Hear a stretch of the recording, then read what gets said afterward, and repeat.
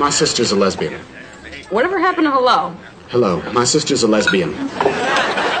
William, let me explain this to you one more time. Not all women are lesbians. Sugar, let me explain this to you. You two want each other, but this is completely different. Linda called me last night from Kansas City. She came out to me on the phone. We talked for like 3 hours. So how do you feel about it? I don't care. It's her phone bill. I mean about her being a lesbian. Well, it definitely puts a crimp in my hot lesbian fantasies. Joan, you want to eat my muffin? Crimp? Gone.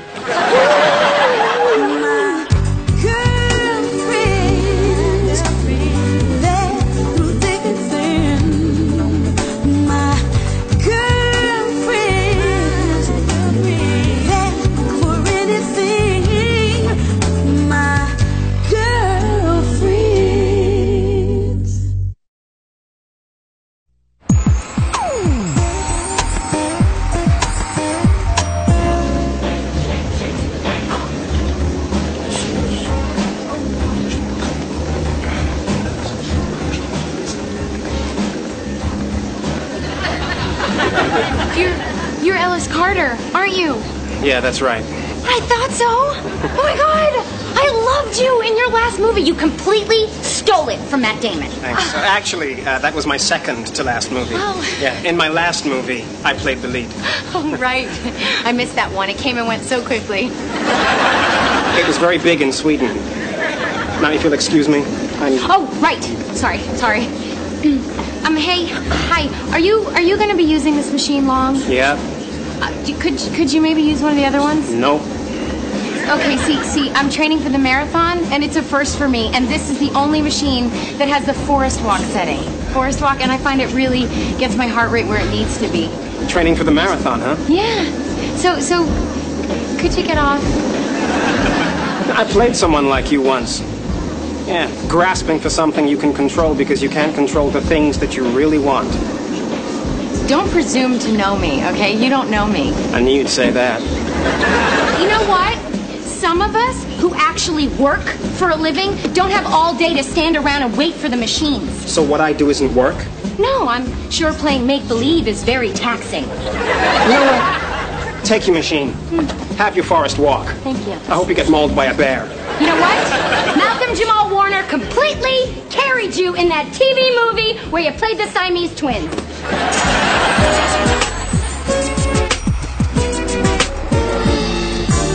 Joan, she wants my sperm.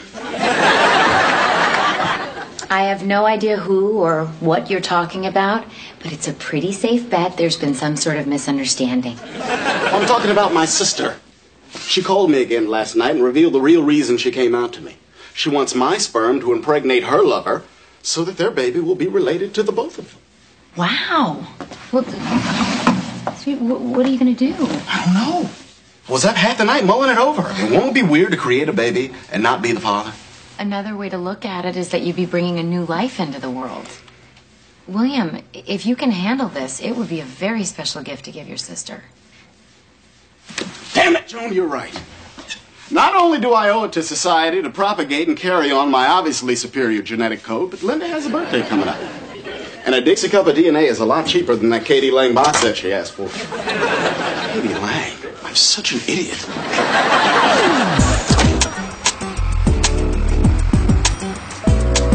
Hey, sorry we're late, you guys. Yeah. Security guard wouldn't let us out the building. Power trip and run a car. What happened? Well, you know how they tightened up security after 9/11? Well, now all of a sudden they're not just looking for terrorists, cracking down on people stealing from the office. Okay, so why did they give you a hard time? I was stealing from the office. You know, it just makes me so mad. People using security as an excuse to deprive my son, Jabari, of his school supplies. It's not right. Guess who I saw at the gym this morning? Ellis Carter. Wait a minute. Cute actor Ellis Carter? Yeah, well, he's not so cute in person. He's actually totally obnoxious. Why? What happened? Oh, he was hogging the last forest walk treadmill in all the Southland. Maya, this is my story. I'm sorry, girl. I just got so bored hearing about it at work, figured if I made it my own, I might be able to get interested. Excuse me. He just made me so mad. I've never taken such an instant dislike to somebody. Wow, you must really like this guy. What? Don't forget, I have a master's degree in clinical psychology. You don't get all worked up over something just because they bug you. The opposite of love isn't hate, it's indifference. Sigmund Freud, Fraser Crane. I don't want the guy. He was a huge jerk. Well, then can I have him? Sure, if you want a huge jerk. But he's cute. And I want to sell him a big house. You know, and live in it for a minute. I did hear him say that he was going to be back at the gym tomorrow. So you can come as my guest. You can have him. I don't care. Is this the same I don't care that had you swinging at me at the 6th grade dance over Randy Johnson? Tony, you can have him. Is it the same you can have him that had you chasing me through the student union over Jeff Thomas? Tony?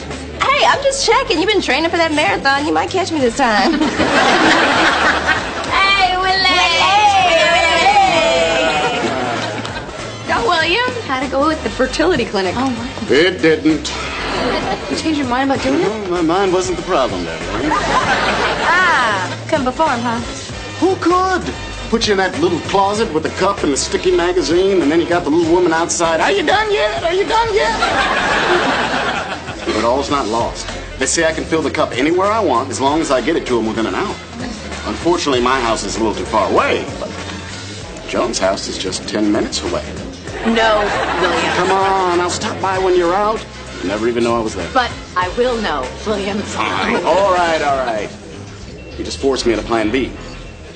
The office is only 20 minutes from me. Oh, come on, William. I also don't want to think about you doing it at the office. Oh, please. You know all those times you stop by and my assistant says I'm in a meeting? 9 out of 10 times. Oh, stop. Just stop. Ha! I get the good treadmill today. Yeah. Where's Alice? Who cares? Damn, this thing is broken. Oh, there's my boo. Watch me work. Don't make too big of a scene, okay? I like this gym. Hi. Hi.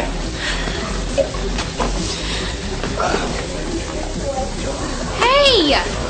Hey, you unplugged that machine so that no one else would use it. No, I was just smart enough to see that it was unplugged and plug it back in. Smart as well as handsome. Hi, Tony Childs of Tony Childs Realty.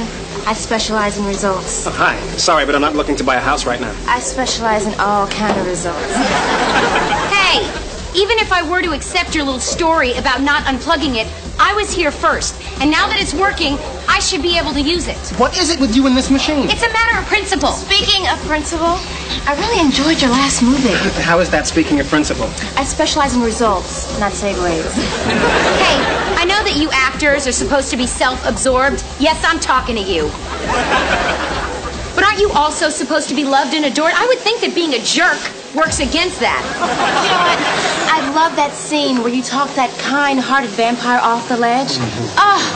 You showed such passion. Such pecs.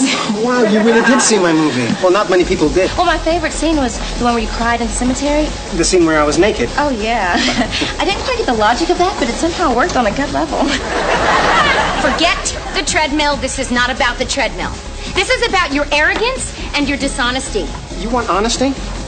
Why don't you admit why this matters to you so much? You want me. In your dreams. Yuck! Excuse me. Excuse me. Excuse me. Ellis, hi. I've already worked up a sweat. Really? I was wondering, how about you join me for a high-powered protein shake? He's right. I do want him.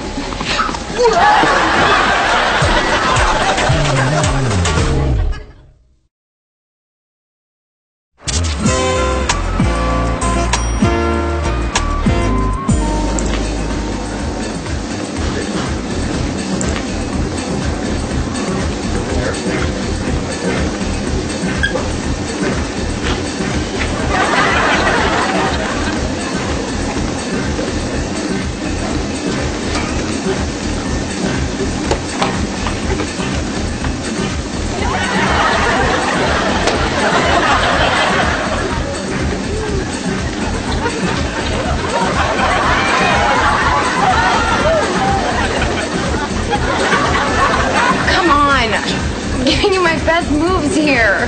I know, and I'm enjoying them. Could you help me with my leg? It's kind of stuck. Okay. So I'm like 6 years old, and my brother and I are in the backyard, and we're digging. We're digging for lobsters. We didn't find anything more than a couple of earthworms, but to this day in my family, when one of us is doing something crazy that has no chance of working out, we still say, "Ah, you're digging for lobsters."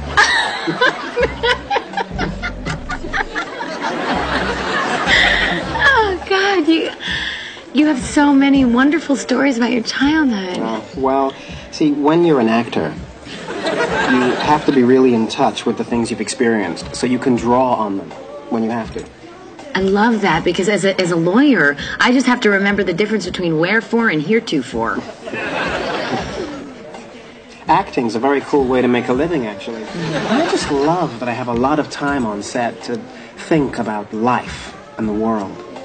Oh, yeah, like what do you think about it? No, I'm sure you really wouldn't want to know. Well, I'm working on this one idea I call the veil of ignorance. See, I think if you could have people envision a society ignorant of their own social, racial, and economic position, and ask those people what that society would look like, a rational person would insist on some basic human rights and equalities. Yeah. It would be the kind of society where the rich and powerful did not exploit the poor and the weak, because you're asking people to design it without knowing whether they would be rich or poor. Wow. That is deep. You sound surprised. No, it's just... No, it's okay. It's okay. I get that a lot. I think it's because Malcolm Jamal Warner played the smart twin. And to this day, his family still says you're digging for lobsters. Jen, what about forgetting about men and focusing on your marathon training? It's called backsliding, Maya. We say we're going to change our lives, and we don't. He's a great guy. How is that backsliding? As the one who slid back on her ass, it's called backstabbing. What is this? Oh, it's a script he left at the restaurant. Oh, and that's another thing, Joan. Come on, an actor? They're not supposed to be that smart. No, he's very smart. Joan, sweetie, I have watched enough Celebrity Jeopardy to understand why some of their charities are still hurting for cash. Seriously, you guys, he is deep. He came up with this whole idea called the veil of ignorance. I mean, he thinks about the world and how to make it a better place. I mean, what if you could have people envision a society ignorant of their own racial, social, and economic positions? How did you know that? It's right here in the script. He stole that from the script? Yeah, well, don't feel bad, Joan. The guy who wrote the screenplay stole it, too. The Veil of Ignorance is from a book of political philosophy by John Rawls. John Rawls, Lou Rawls, who cares? It's all a veil of boredom to me. I told you, actors, they're not smart, and they steal. Winona Ryder, I rest my case.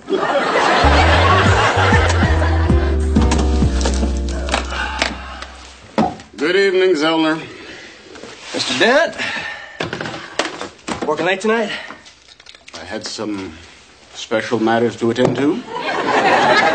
Not removing this from the premises for home consumption, are you? It's personal property, Zellner. You have the proper paperwork? Got the receipts from Albertsons right here. Yeah, that checks out. See you tomorrow, Zellner. Uh-huh. Ho-ho there. Slow it down, turn it around, back it up. You know, if I turned around and backed it up, I'd be leaving. Don't crack wise with me. I need to see what's in the bag. Look, Zellner, there's something very private in this bag which is none of your concern. Sorry, Mr. Dent. Everything entering and exiting this building is my concern. Can't afford to be lax. Last week, someone made off with a computer, and believe you me, there was hell to pay. Well, obviously, this bag is too small to have a computer in it. Maybe. Maybe not. I'm not kept apprised of the latest technological advances. Okay, fine. Look, take it. It's my sperm. I gotta get it to the clinic and have it fresh frozen so they can ship it to Kansas City and impregnate my sister's girlfriend. And the clock is ticking, so if you please. Yeah, I have no guidelines on how to proceed in a case like this. I'm gonna have to confiscate it. Zellner, it's just sperm. Only have your word for that. Could be some sort of biological weapon. So you're accusing me of sperm warfare? Look, Mr. Dent, building management did not spend thousands of dollars on this state-of-the-art checkpoint or put us through hours of video training just so we could ignore procedure based on your okie dokie. Sorry I gave you such a hard time, Zoe. That's all right. You're just playing your role, I'm just playing mine in this dance that is security. Shoes untied. What? Because I don't think I can ever trust you again. I don't know how we can continue to see each other. Look, I pretended those words were mine because I had no idea what to say around you. You're like this really important attorney, and who am I? I'm an actor who dropped out of college because I got 2 lines on Saved by the Bell. And your point? My point is I was trying to impress you. And now you're trying to win my sympathy? Bravo, Ellis Carter. Well done. Take a bow. Pick up your Oscar, because I gotta go. I hate to ruin your little dramatic exit, but you still got a $15 Sacatini to pay for. Oh, screw you. That drink was $8. The bartender is a struggling actor, all right? Leave him a good tip. You know what? This is really sad. What's sad is you have a closed mind. You don't even know me, yet you've made up your mind about me. You're right. I don't know you. How would I know you? You have been lying to me ever since I met you. So excuse me for connecting the dots and concluding that you're a load of crap. You don't know the first thing about me. Well, since I'm not going to waste my $15 drink, who are you, Ellis? If that's even your real name. Who am I? How do you answer that? That's the kind of thing you find out when you spend time with a person. I mean, do you date? That's the idea behind dating, isn't it? To get to know someone? In some Western cultures. Hey, then again, maybe you've seen enough of me to know that you don't like me, and that's fair. It's just a shame. Because I've seen enough of you to know that I'd like to get to know you better. But hey, maybe I was just digging for lobsters. Maybe we both were.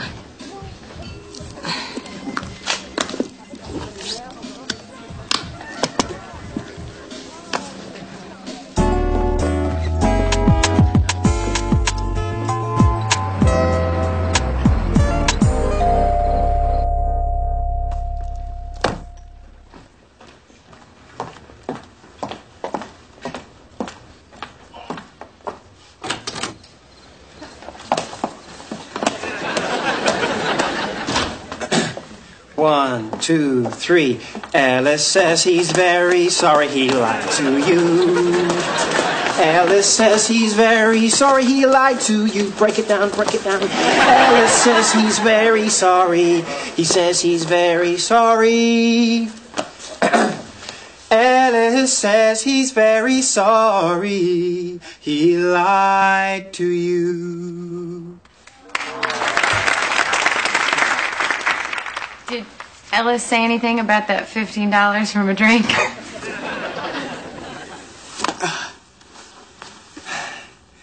Joan, you wanted to get to know me. Well, here's something no one knows. When things didn't take off after Saved by the Bell, I spent a year doing singing telegrams. So, you've got my attention. And I'm smiling. So you better make it good. Because of who I am, I get away with a lot. But you called me on my crap. You didn't let me get away with anything. And now I cannot stop thinking about you. So I thought I'd come over and take you out for a nice lobster dinner. Why don't I just whip something up here? Okay. No, you know what? You're right. You should take me out. Okay, let's go. Hold up, lobster boy. You can't go like that. Oh, it's okay. I got shorts and a t-shirt in the car. No, where I want to go, you need long pants and about $300. So, I'll see you tomorrow. 7 o'clock? Okay. I'll claw you later. Good night. Good night.